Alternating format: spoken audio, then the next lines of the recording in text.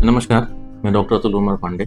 मेरे बार कई बार ऐसा होता है, कई यंग पेरेंट्स जो आते हैं ये समस्या लेकर कि मेरा बच्चा साल भर का हो गया है लेकिन अभी वो चलना नहीं सीख रहा, या मेरा बच्चा 1.5 साल का हो गया है तो अभी उसके चलने का पूरा स्टार्ट नहीं हुआ, या उनके आस पड़ोस के लोग हैं जिनके बच्चे 8 ही महीने पे चलना शुरू कर दिए या 9 महीने पे चलना शुरू कर दिए और वो कहते हैं कि अरे तेरा बच्चा तो भाई अभी तक चल नहीं रहा है, वो 1.5 साल का हो गया है। तो इन सारी समस्याओं को लेकर कई बार आते हैं। तो ये जो समस्या है देर से चलने की या चलने की, आज इस वीडियो के द्वारा हम समझेंगे या इस वीडियो के बारे में जानेंगे कि कब हम कहेंगे कि बच्चा जो है डिलेड वॉकिंग हो रहा है या उसका जो चलने की कोई समस्या है उसके ग्रोथ में। सबसे पहले ये समझें हम क्या कॉमन कारण है डिलेड या डिलेड वॉकिंग हम कब कहते हैं। तो नॉर्मली 9 महीने से लेकर 18 महीने के बीच में बच्चा चलता है। कोई 9 महीने में चलने लगता है, कोई साल भर में चलने लगता है, किसी किसी को 18 महीने भी चलने लगता है। मगर अगर वो 18 महीने तक चल ले रहा है तब इसमें कोई चिंता की बात नहीं। ये देखा गया है कि मोस्टली बच्चे 18 महीने के बाद तक चल लेते हैं। मगर अगर 18 महीने से ज्यादा अगर उसके चलने में दिक्कत आ रही है, वो आप खुद को संभाल नहीं पा रहा या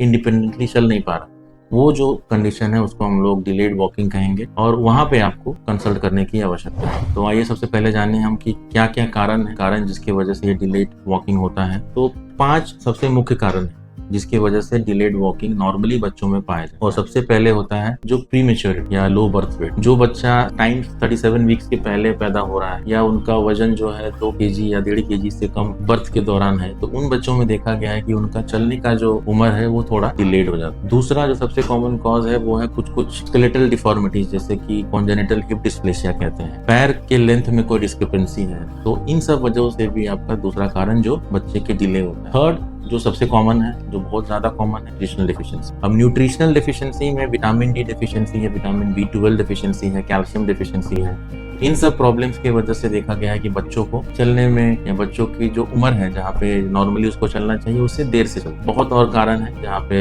ब्रेन के प्रॉब्लम की वजह से, मसल के कई डिजीजेस है उसके वजह से, या नसों की कोई डिजीज है उसके वजह से। ब्रेन में सबसे कॉमन है सेरेब्रल पाल्सी। जन्म के दौरान अगर बच्चा रोया नहीं या उसको ऑक्सीजन की कोई कमी रही शरीर, तो वहाँ पे फिर उसको दिक्कत आती है, उसे सेरेब्रल पाल्सी कहते हैं। कई मस्कुलर डिस्ट्रॉफीज है, मसल के डिजीजेस हैं जहाँ पे कॉन्जेनिटली बच्चे में कुछ ना कुछ दिक्कत रहती है। स्पाइनल मसल एट्रोफी ये भी एक डिजीज है जहाँ पे बच्चों को बैठने में, चलने में ग्रेजुअली धीरे धीरे वो लोग का डेवलपमेंट में प्रॉब्लम रहता है और उसमें ये दिक्कतें आ सकती हैं। तो ये कुछ है जिनके वजह से डेवलपमेंट या चलने का जो एज है वो डिले हो जाता है। ये जो मसल की वीकनेस है कैसे आपको चलने में प्रॉब्लम करती है। तो नॉर्मली हमारा पैरों का जो मसल है उसका एक टोन होता है, उसका एक खिंचाव होता है जो कि मसल से मेंटेन होता है। अब अगर इन मसल्स में कोई वीकनेस है या उसमें कोई ताकत की कमी आती है, तो जब हम चलते हैं अपने पैरों को सीधा रखते हैं तो उसको पोजीशन में रखने के लिए मसल का ये टोन इम्पॉर्टेंट है।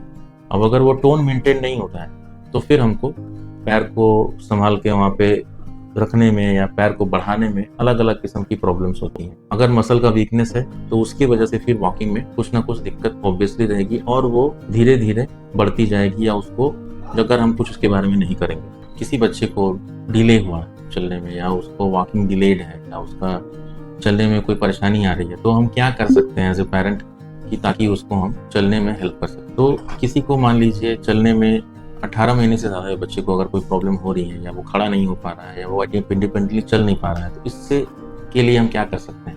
सबसे कॉमनली पेरेंट्स को सबसे ज़्यादा उसमें पार्टिसिपेट करना पड़ेगा। पेरेंट्स को बच्चों को अलग अलग किस्म से उसका हेल्प करना रहता है। तो सबसे कॉमनली जो हम करते हैं, जो हमारे कल्चर में है भी, मसाजिंग। अगर हम बच्चे का प्रॉपरली मसाज कर रहे हैं या उसके एक्सरसाइजेस जो हम लोग मसाज के दौरान कराते हैं, तो उससे भी चलने में या मसल के स्ट्रेंथ में हेल्प होता है। दूसरा है बच्चों को थोड़ा नीचे ज़मीन पर रख दें और उसको खुद से उठने दें, पकड़ के चीज़ें उठने दें। हर चीज़ में जाके उसको हेल्प ना करने लगे, लेट द चाइल्ड ट्राई, उसको करने दें और वो करते करते ही फिर उसके चलने में या उसके मूवमेंट में उसमें इम्प्रूवमेंट आती है। सबसे कॉमन गलती हम करते हैं जो हम वॉकर बच्चों में दे देते हैं। वॉकर बहुत ही नोटोरियस चीज़ है। जब तक बच्चा पैर रखना ना सीखे या खुद से खड़ा होना ना सीखे, उसको कभी वॉकर नहीं देना चाहिए। ये देखा गया है कि उसके जो डेवलपमेंट है चलने का वो बहुत ही डिले होता है। उससे एक्सीडेंट्स प्रोन भी रहते हैं, बच्चे गिर जाते हैं जब वो बैलेंस नहीं कर पाते हैं खुद को। तो walker is not a good thing.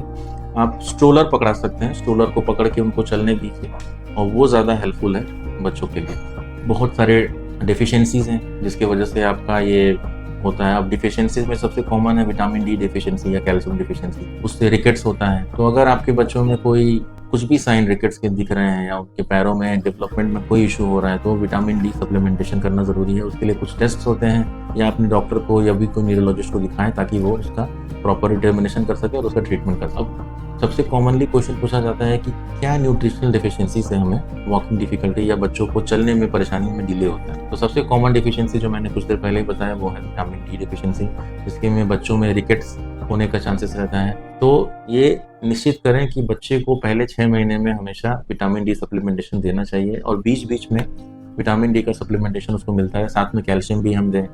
ये देखा गया कि विटामिन B12 डिफिशियंसी या vitamin folic acid deficiency, iron deficiency की वजह से भी चलने की गति जो है, चलने का जो प्रोसेस है उसमें बड़ा डिले होता है। तो इन सब डिफिशियंसीज को भी रूल आउट करके हमको आगे बढ़ना चाहिए।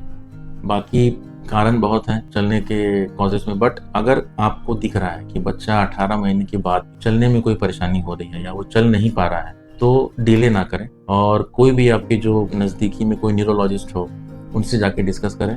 वो उसको देखेगा और उसके बारे में जो भी उचित इन्वेस्टिगेशंस होगा या जो भी सुविधा आपको देगा। जितने जल्दी आप बच्चों के ये जो देरी हो रही है चलने में या उसको हम लोग पकड़ेंगे, किस कारण वजह से पकड़ेंगे, उतना ही जल्दी उसका इम्प्रूवमेंट होता है। क्योंकि जितना हम देर करते जाते हैं उतना ही उस बीमारी का ठीक होने का या पूरी तरह ठीक होने का चांसेस कम हो जाते हैं। तो आपको इस बारे में होपफुली जो भी मैं बताया आपको समझ में आया हो, या आपको कोई भी प्रॉब्लम है या कोई भी डिस्कशन इस चीज़ के बारे में जानना है, डिलेड वॉकिंग के लिए क्या करना है, कब हम कहेंगे डिलेड वॉकिंग, इस वीडियो के नीचे आप कमेंट करके पूछ सकते हैं, मैं आपको आंसर दूंगा। या आपका बच्चा या आपके आस पड़ोस में किसी भी बच्चे को चलने में कोई प्रॉब्लम हो रही है या वो चलना ठीक से टाइम से नहीं कर पा रहा है तो आप मुझसे कंसल्ट कर सकते हैं। अपॉइंटमेंट के लिए नीचे दिए गए नंबर पर फ़ोन करके ऑनलाइन या ऑफलाइन जो भी अपॉइंटमेंट आप चाहे कर सकते हैं। मैं doctor Atul Kumar Pande, neuro health clinic, Aliganj.